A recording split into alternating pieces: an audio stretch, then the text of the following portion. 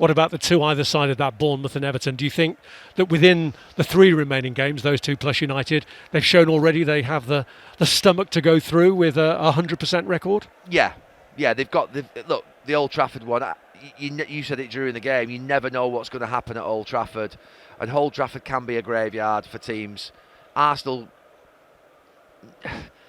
even though we're the way Manchester United are at the moment, you have to regard that as a massive match and a big game because, teams have won at Old Trafford this season that have been in the bottom half of the table, but teams that have been in the top half of the table have gone there and struggled. And Liverpool famously in the last month or two have lost an FA Cup quarter-final there, and they've drawn in the league. And that was probably the start of Liverpool's downfall in where they end up here now. I say downfall, but where they are in terms of dropping out of the title race and going out of the FA Cup. So you can never underestimate a game at Old Trafford.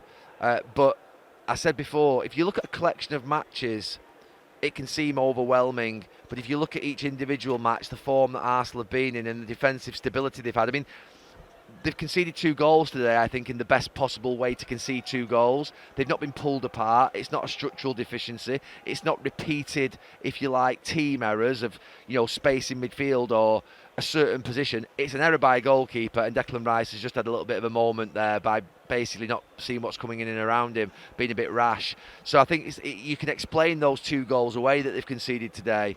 But I think they will achieve a 100% record. The one doubt I've got is that Old Trafford game, and it'll all depend for me on how City do in the next week or two as well, because if City were to, I don't think City will drop points at Forest, but if they were to, for any reason, Arsenal I think would grow.